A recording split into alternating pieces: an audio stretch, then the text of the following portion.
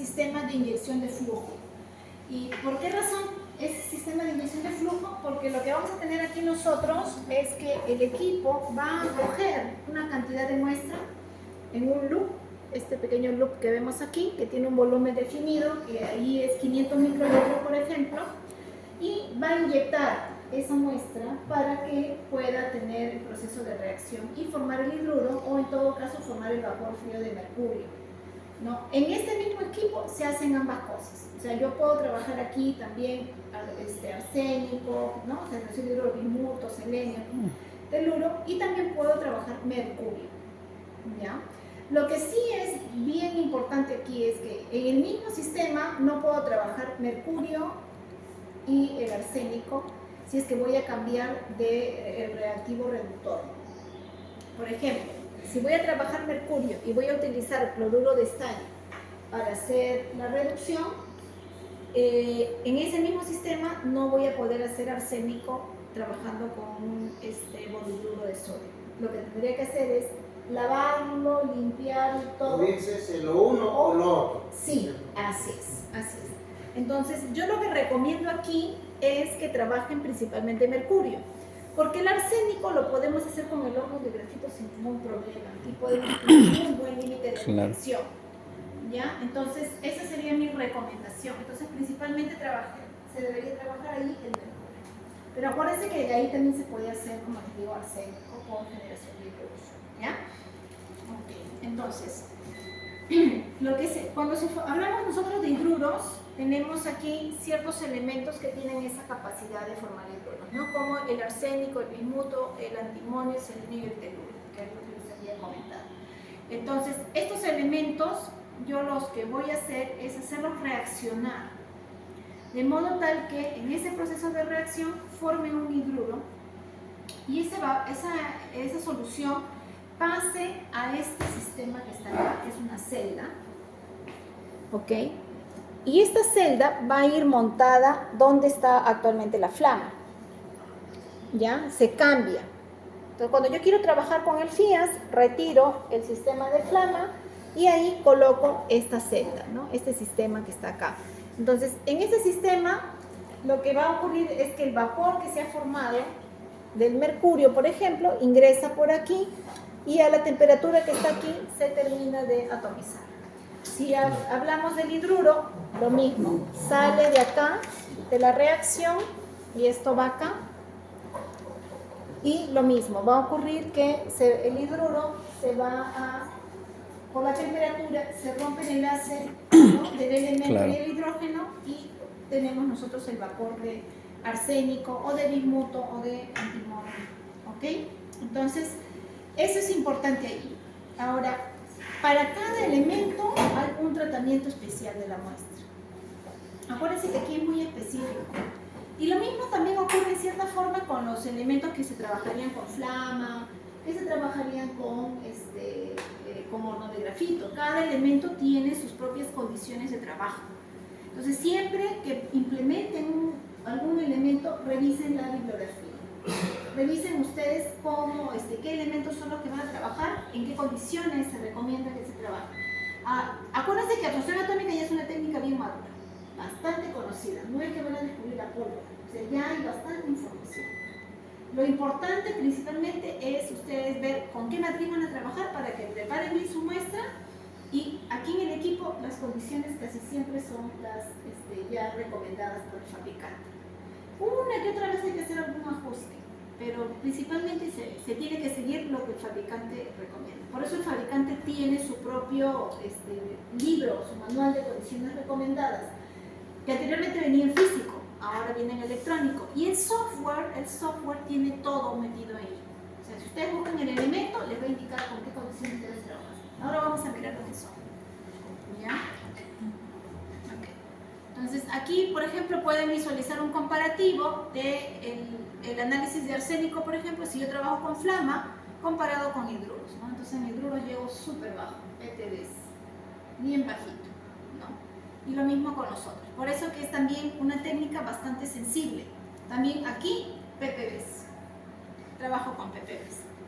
Por eso que se usa bastante este sistema cuando quiero trabajar mercurio, quiero trabajar hidruros.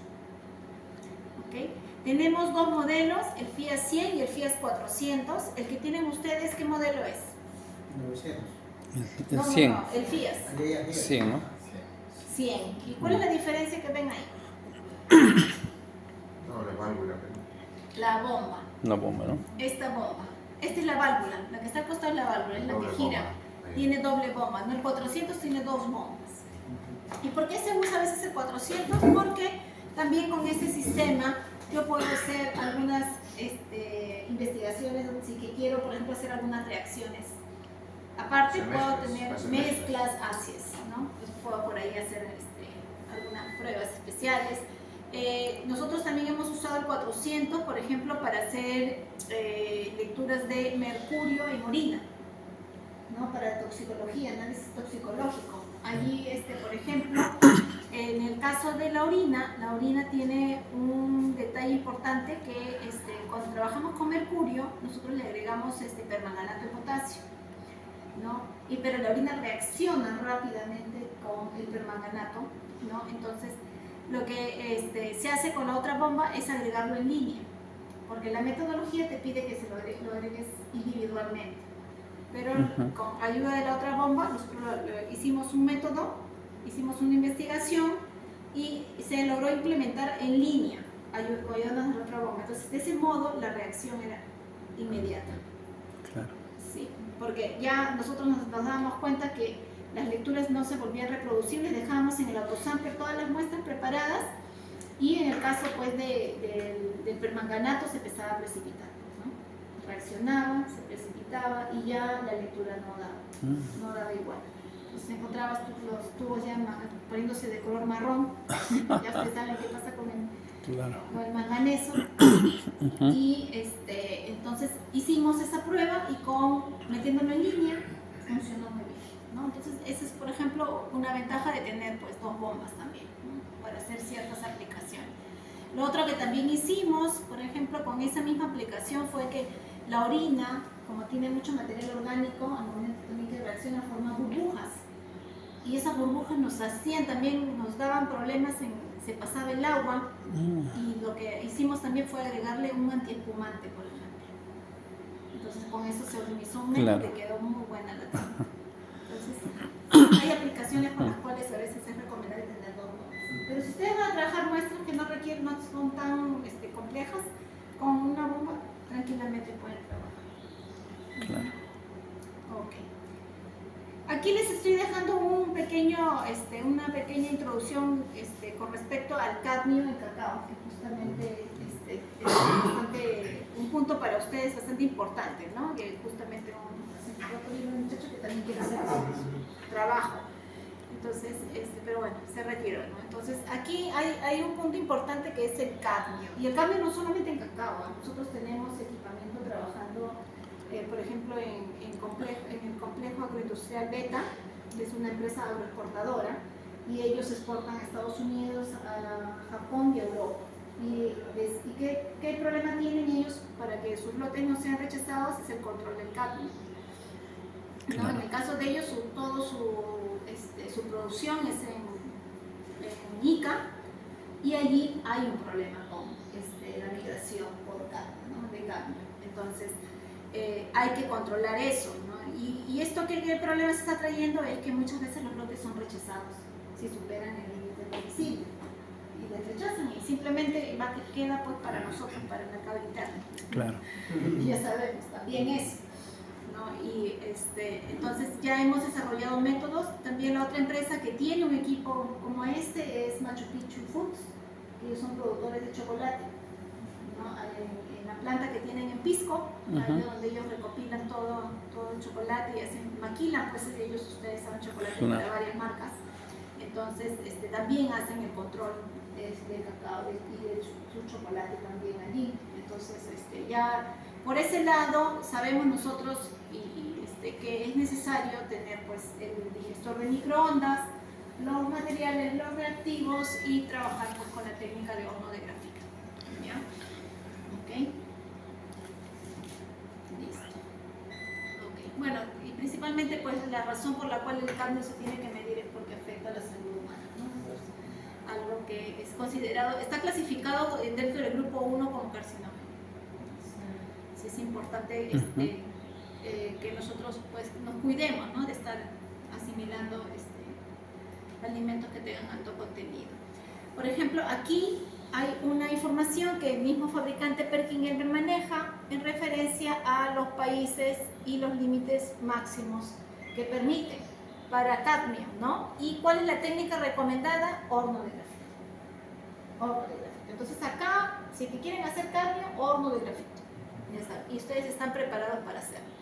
Como otro punto importante que les comenté es acerca de trabajar con un material de referencia, ¿no? En NIST, aquí están viendo ustedes una figura, NIST tiene ya un material de referencia en chocolate.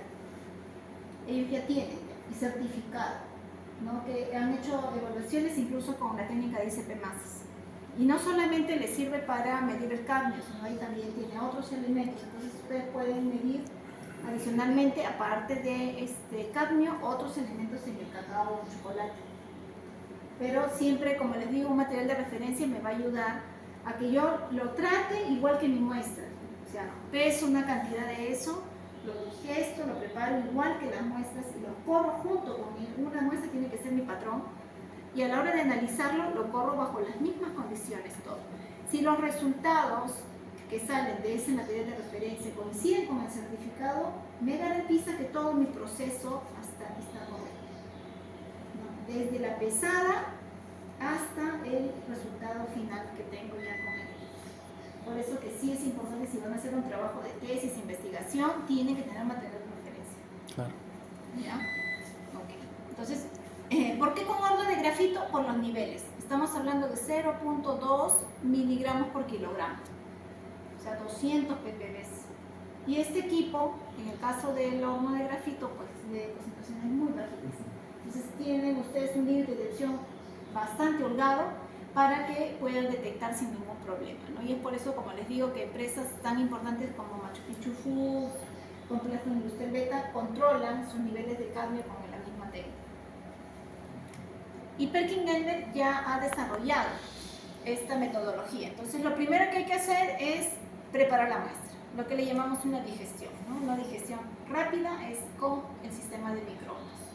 Entonces aquí hacemos una digestión ácida, ya hemos visto que necesitamos ácido nítrico y peróxido de hidrógeno. En ambos casos estamos hablando de materiales con buena pureza, ¿no? El agua ultra pura también, ¿no? Entonces llevamos nosotros a una digestión con acción de la temperatura y los reactivos. Nosotros vamos a tener una solución totalmente transparente del material, luego diluimos y llevamos esta solución al equipo.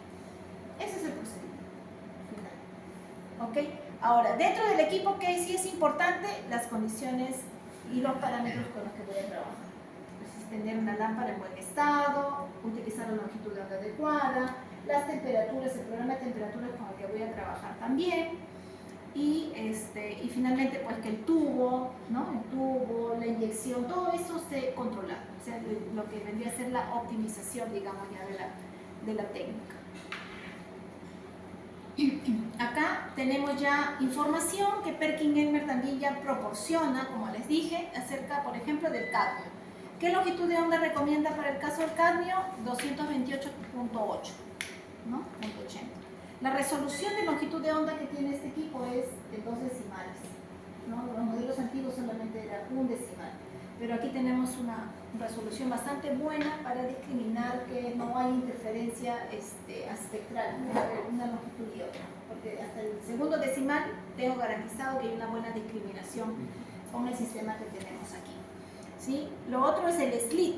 El slit de que tiene el equipo. ¿Qué significa el slit? El slit es la ventana que permite el paso de luz hacia el detector. Entonces, aquí lo que me está indicando es que va a trabajar con una ventanita de 0.7 nanómetros. Ese es máximo lo que va a pasar. Si es que yo selecciono esta longitud de onda, máxima va a pasar más o menos 0.7. ¿Correcto?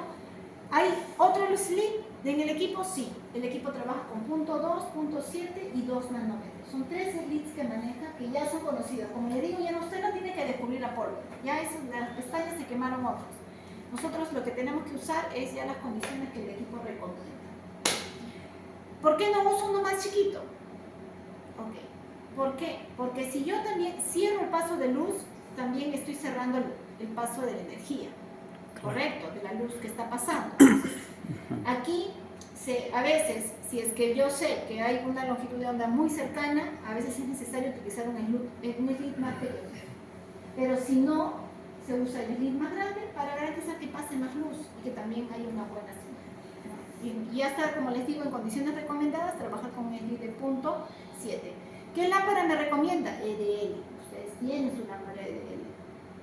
El volumen de muestra, por ejemplo, aquí me está recomendando 12 microlitros y de diluyente 20 microlitros. Además, me está recomendando un modificador de matriz. ¿Se acuerdan qué cosa es un modificador de matriz, lo que han llevado la vez pasada en la capacitación?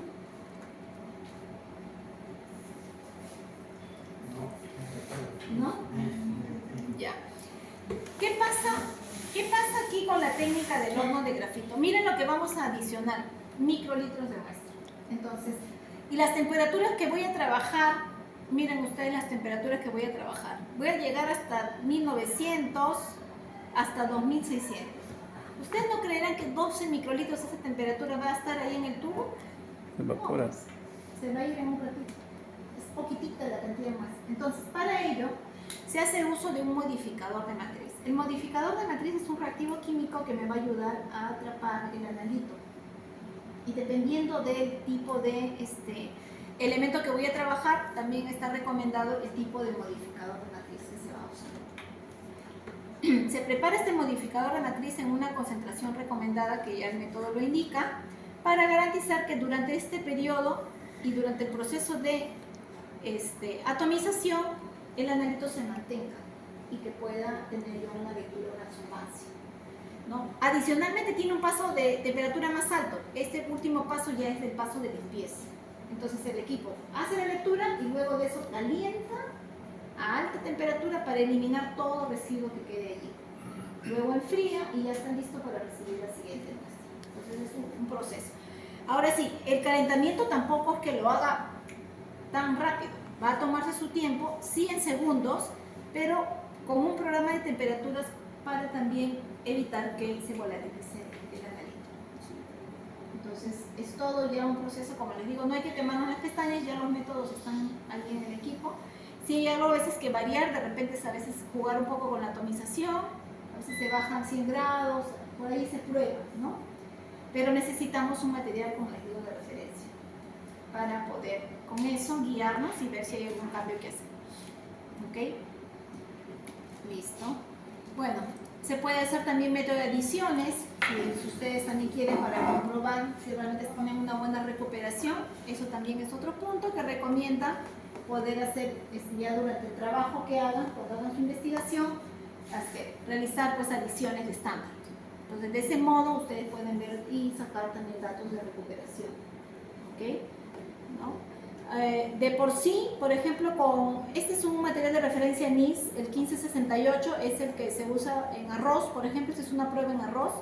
En este caso, miren, el certificado es 0.029 microgramos por kilogramo, más o menos, miren, está la desviación que tiene, 0.04, ¿no? Y lo que el equipo lee, haciendo una metodología, con el equipo se ha logrado tener 0.027.